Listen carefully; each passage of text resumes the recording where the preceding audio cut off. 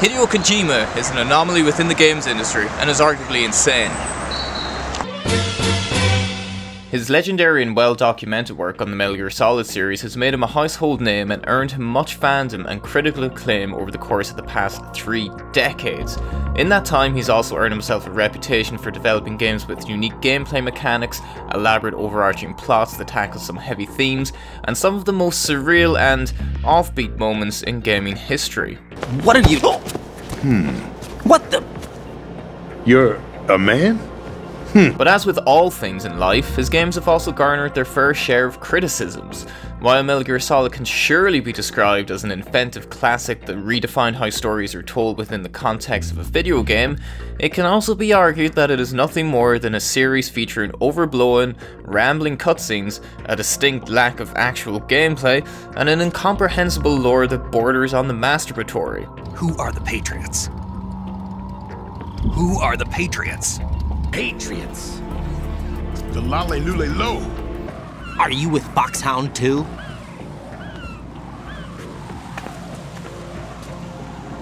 Neither enemy nor friend. Just a messenger from the Lale Lule Lo.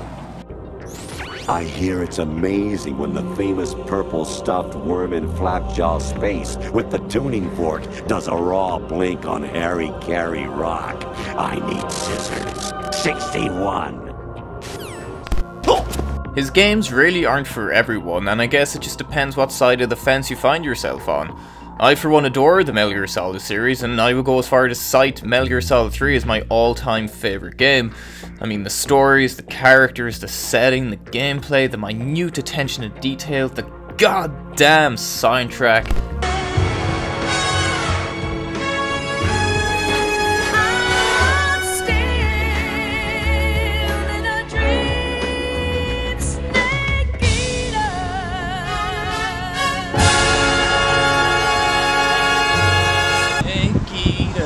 Man, it was just an extraordinarily well-crafted game. However, when I show the game off to people I know that aren't particularly familiar with the series, I have to confront some harsh truths about what I'm about to show them. I mean, just a brief example would be the Pain boss battle for Metal Gear Solid 3 Snake Eater, which to the uninformed looks like it revolves around a seemingly sadomasochistic war veteran with some tidy dance moves.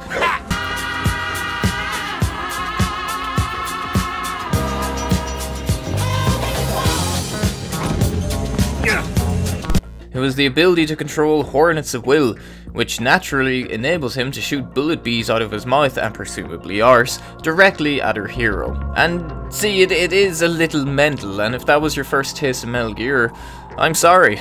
During moments like that throughout the series, I would try to rationalize it to my friends by saying, look man, I promise you it really makes sense when you play it. Well, kind of. But look, I digress. Even if you've never played any of the Metal Gear Solid games and are just a fan of video games in general, then there's a decent chance that you're just as aware of Kojima and his reputation for sheer madness as I am, considering his next massive title, Death Stranding, already has a giant wave of hype behind it. But, wait.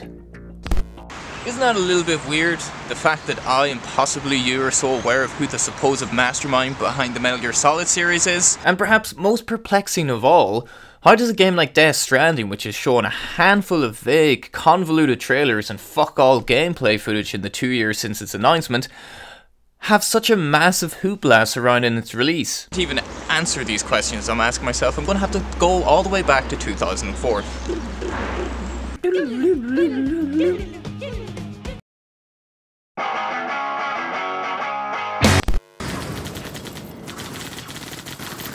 Some CJ from Grove Street landed the heinous gangbangers in cold heat. And when it falls down, who you gonna call now? Come on. So here we are in 2004, and former Naughty Dog president Jason Rubin was on his way out of the company, but no one was aware of this when he gave what must be one of the most thought-provoking speeches on the gaming industry that I've ever seen. I am one of the most vocal, face camera type guy, you know, just get my face out there guys in the industry, but they know. When I do well, when I go to France and they say, oh, this is a Jason Rubin game, and they do know me as Jason Rubin in France because Sony Europe's a little more enlightened, that sells units. Selling units makes money. Making money means I can pay them more. And the bottom line is, 5,000 people work on a Spielberg movie. Spielberg is not wholly responsible. It's got great cinematographers, great musicians, but when Spielberg does better and they work with it next time, it helps them. So we're inefficient in the way that we're spreading out talent from lack of talent. And it also gives publishers a false sense of security at the negotiating table. Sure, they have the fear because they never know what they're getting, but we also can't prove what we've done. It's very, very difficult for us to prove our value because they're suppressing us from getting our value out there. It's a speech that still carries a hell of a lot of weight today, and personally I admire the fact that Rubin made a point of highlighting a lot of the disrespect the industry had toward its developers and talent as he prepared to exit stage left. Anyway, look, I'd highly recommend you watch the whole thing if you're even remotely interested in what Rubin just said, but for the moment I'm going to focus on what Rubin had to say about one Hideo Kojima. Like beneath them, and that's not a good attitude, it's not correct, it's very dangerous. So does it really matter? I mean, does it really matter if we got our name on the box? Well, Kojima did. Kojima was also Newsweek's trendsetter opinion maker and People to Watch 2002. And if you really don't think that there's a connection there, you're missing the point. Kojima is branded. They go out and they push Kojima as the talent. Of course he didn't program everything. Of course he didn't do all the art. But that helps Kojima. He's not a better game designer than a lot of people in this room. But Kojima's name is out there, and that gives him that visibility. And Newsweek picked up on it. And Miyamoto has the same situation. They push him, and people listen. Miyamoto's being outsold by a lot of American developers right now. A lot of them. But people still look to Miyamoto because he's the only name they got. They know the industry's big, but he's the only one offered up to them. And isn't it interesting that it's the Japanese companies that didn't grow up reading Us magazine, didn't have crushes on George Clooney, or didn't want to play in the NFL, that are putting these people forward? Their games aren't better, guys. They just got a better attitude over there. In an industry that puts the team and studio ahead of any one individual, I can't really help but fully associate the entire Metal Gear Solid franchise with that one man. Kojima has a unique power in the industry on account of this. As Jason Rubin said, Kojima has somehow crafted a career in which he is always front and center when people are discussing his team's latest creation. He has his face and name out there, and much like the world of cinema in which Kojima is so famously enamored with, his name alone is often used as a selling point for any project he's involved in. He's the gaming equivalent of movies being sold on the back of the reputation of its directors. Outside of Kojima, I really can't remember the last time I saw another developer's name stamped gleefully across a game's box art, never mind a developer's name being on a cover as a means of selling more copies of the game. I've never seen a Shigeru Miyamoto game written on the cover of The Legend of Zelda, nor have I seen a Hidetaka Miyazaki game written on the cover of a Dark Souls game.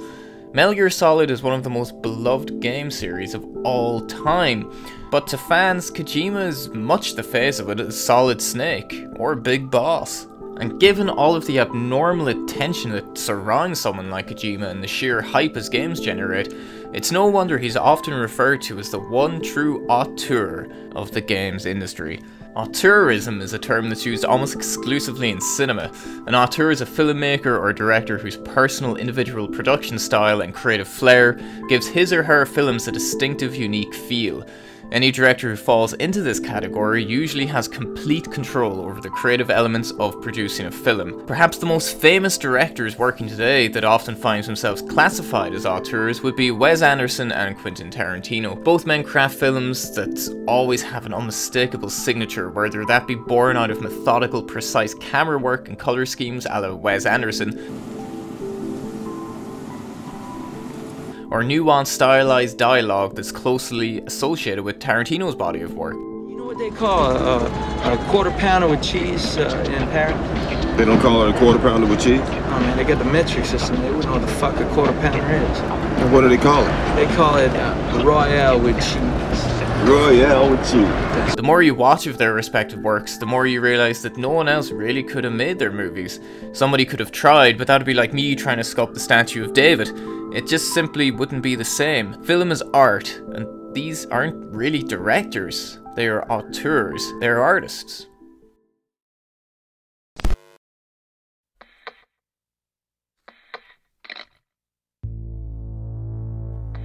Kojima has continually forged his own path of madness, and at the very least that has to be respected.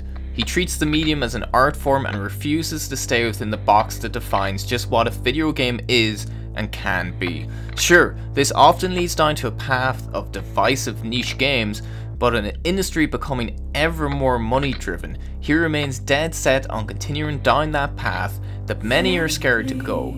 I'm looking forward to Death Stranding, and I know that you are too, because we know what we're going to get with Death Stranding. In no other game, like Metal Gear Solid, have I seen an epic sniper battle across 3 different jungle areas, followed up with a somber, seemingly never-ending ladder climb that demands the player to pensively reflect on their journey so far, as the game's gloriously camp theme song is delicately sung to you as you ascend. It's sheer fucking madness, but without those types of moments in gaming, the whole industry would be a lot less flavoursome, and for someone like him to be given a shitload of money to traverse this path by Sony, that is not only unbelievably great for gamers, but for the industry on a whole. I hope to see more visionary minds like Kojima get recognition in the industry, much in the same vein that directors get in the world of cinema. Yes, video game development is so team-based, but you can't deny the influence that these people have had on their respective games. Their fingerprints are all over the finished product. So yes, Hideo Kojima is insane, but I love him for it. Thanks for watching.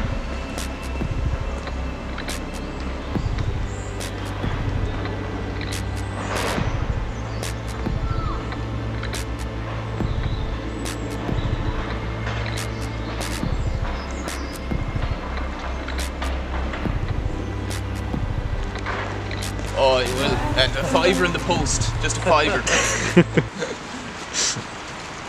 Trying to remember my own.